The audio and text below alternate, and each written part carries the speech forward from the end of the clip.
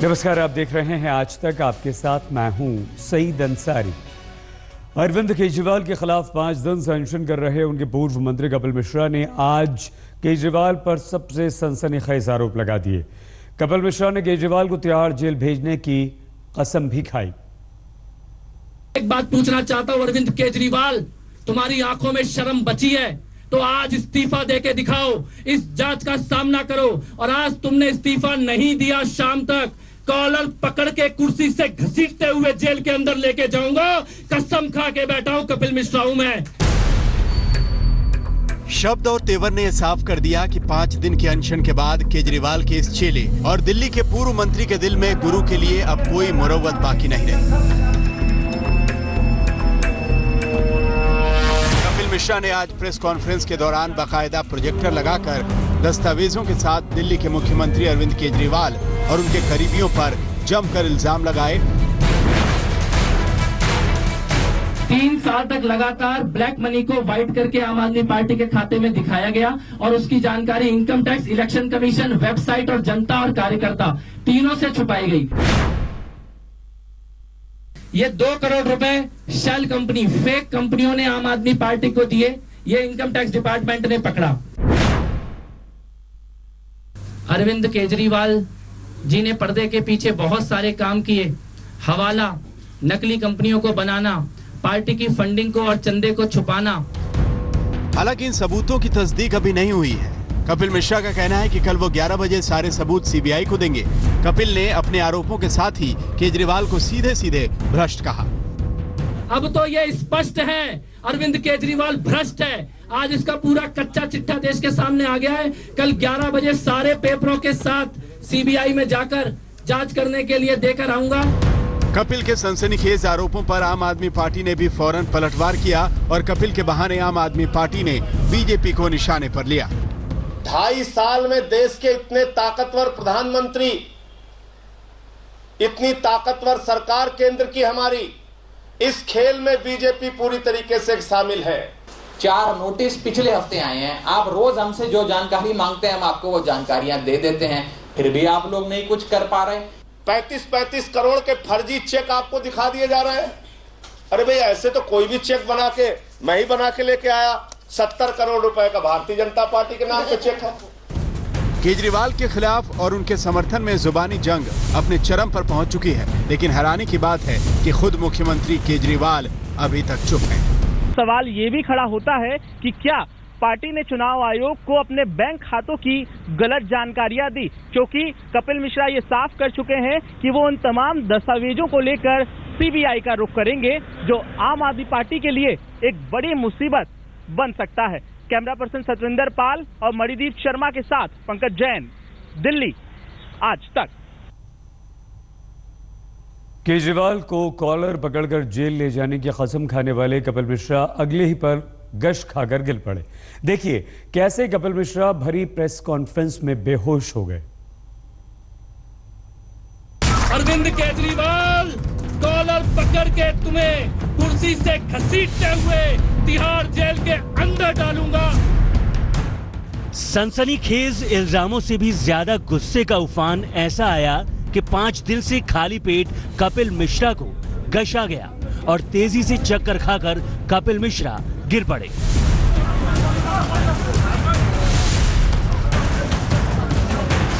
Press conference का अगला हिस्सा वहीं का वहीं थम गया और सब दौड़ पड़े कपिल मिश्रा को बचाने।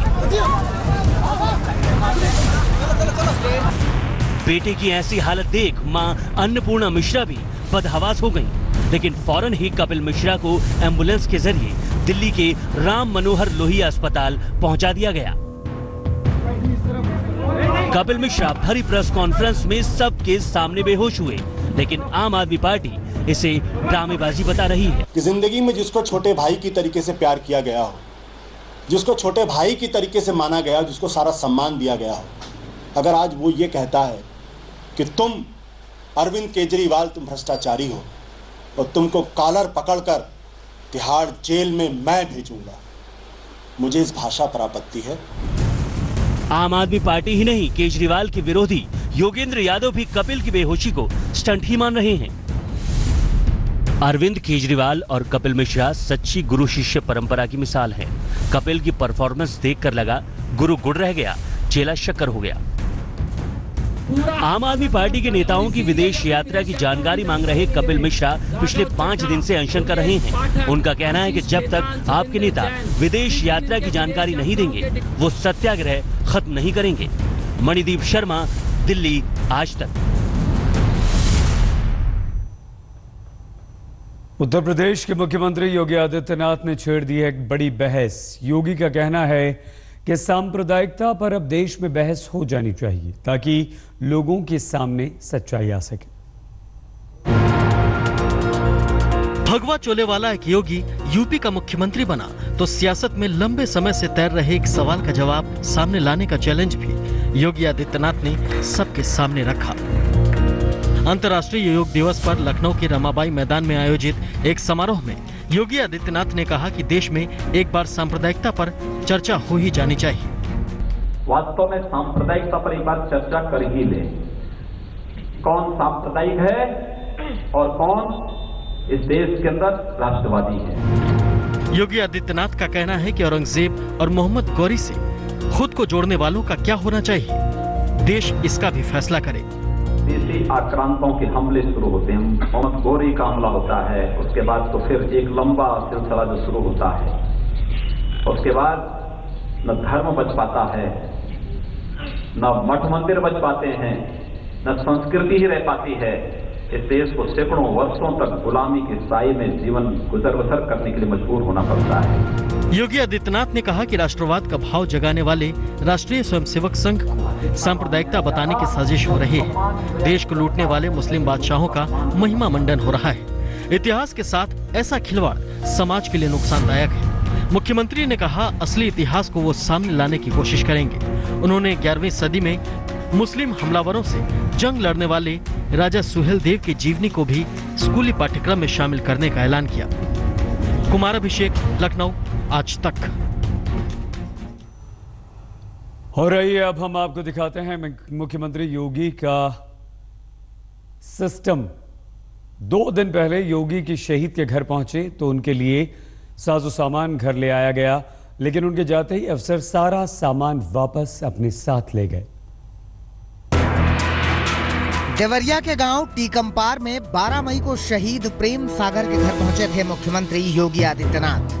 सीएम आए तो प्रशासनिक हमला, भारी चहल पहल, सब कुछ आया और साथ आया सीएम के मुताबिक साजो सामान।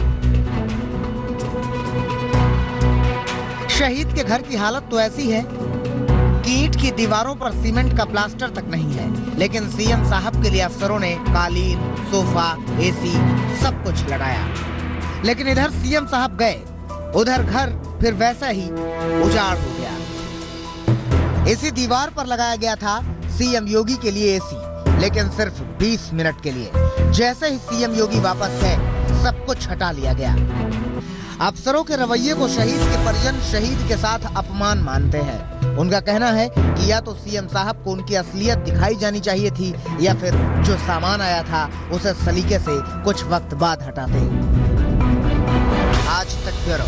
खबर पाकिस्तान के पाक की एलओसी पर 3 दिन से बेकसूरों पर जारी है पाकिस्तानी गोलाबारी, जिसकी चपेट में 35 गांव आए हैं। सैकड़ों लोगों को अपने घर बार छोड़कर गांव खाली करना पड़ा है। एलओसी पर खेत जल रहे हैं, एलओसी पर मौत बरस रही है, एलओसी पर पाकिस्तान का पाप जारी है। जम्मू कश्मीर के नौशेरा सेक्टर में लाइन ऑफ कंट्रोल पर इंसानियत कायदे कानून हर बात की लाइन को पार कर अपने नापाक करतूत में जुटा है पाकिस्तान। पाकिस्तान की ओर से पिछले 3 दिन से जारी सीज फायर उल्लंघन से 2 भारतीयों की मौत हो चुकी है और 4 सैनिकों समेत 9 लोग जख्मी हुए हैं। पाकिस्तान के इस कायराना हरकत की जद में एलओसी के पास बसे करीब 35 गांव हैं, जहां से लोगों को हटाया जा रहा है तो कई लोग खुद ही सुरक्षित ठिकानों की ओर कूच कर रहे हैं। हम इस वक्त नौशेरा सेक्टर के जांगड़ गांव में हैं। मेरे दाईं अगर आप देखें तो यहाँ पे 2 दिन पहले आकर पाकिस्तान की तरफ से फायर किए गए मोर्टार गिरे थे। घर की छत पूरी तरह से तहस नहस हो गई है और गांव के लोग अब पलायन कर रहे हैं। देख सकते हैं किस तरह से अपना सामान लेकर वो सड़कों पे जमे हैं और गाड़ियों में अपना सामान भर रहे हैं, क्योंकि यहाँ दहशत का माहौल है और लोग पाकिस्तान की तरफ से होने वाली गोलीबारी से डरे हुए हैं। यहाँ के स्थानीय नागरिक हैं, आइए उनसे बात करते हैं। अच्छा मोहम्मद सिद्दीक, ये बताइए कि आप घर क्यों छोड़ रहे हैं? घर सर छोड़े कि पाकिस्तान वाले गोले मार रहे हैं। यहाँ मेरी एक बहन थी, वो भी डेथ होगी, एक मेरी भांजी, उसकी भी डेथ होगी। इतना ही नहीं, सरहद से सटे करीब 300 गांवों तक पाकिस्तानी बर्बरता का असर दिख रहा है। अब तक करीब 400 लोगों को रिलीफ कैंप में भेजा गया है।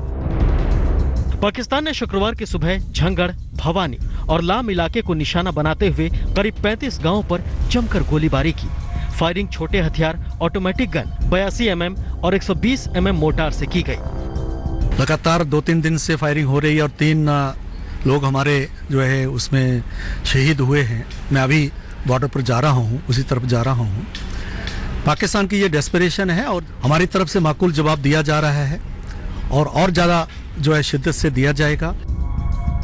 राजौरी के सभी स्कूल कॉलेज को बंद कर दिया गया है। आपात स्थिति से निपटने के लिए डॉक्टरों की छुट्टियां भी रद्द कर दी गई हैं। नौशेरा से सईद अली और अश्वनी कुमार के साथ मंजीत सहगल, जम्मू, आज तक। दिल्ली की निर्भया जैसी दरिंदगी के शिकार रोहतक की एक बेटी के परिवार वाले रो रो कर इंसाफ की मांग कर रहे हैं। 19 साल की उनकी बेटी को चलती कार में गैंग रेप किया गया और उसके बाद उसकी निर्ममता से हत्या कर दी गई। इतनी बेरहमी से टुकड़े टुकड़े कर दिए। आई जे बुरे सीन कर रहा कि जो बताए भी ना सकते।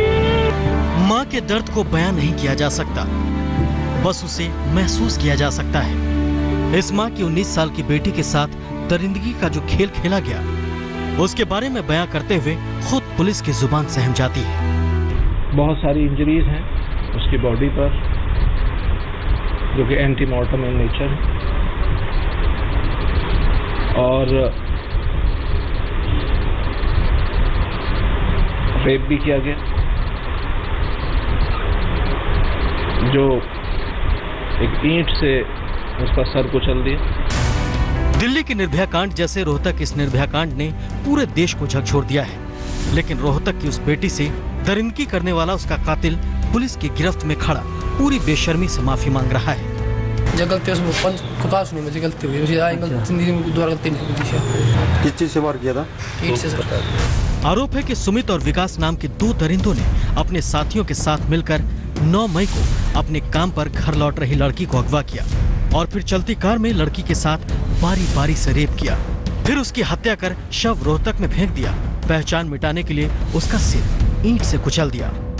सोनीपत से एक लड़की को अगवा कर उसके साथ गैंगरेप और फिर कत्ल की वारदात को अंजाम दिया जाता है। इस पीड़ित लड़की को 9 तारीख को सुबह करीब 8:30 बजे इसी सेंट्रो कार से 2 लोग सुमित और विकास जो हैं वो अगवा करते हैं। सुरेंद्र कुमार सिंह और पवन सिंह के साथ अनुज मिश्रा, रोहतक, आज तक।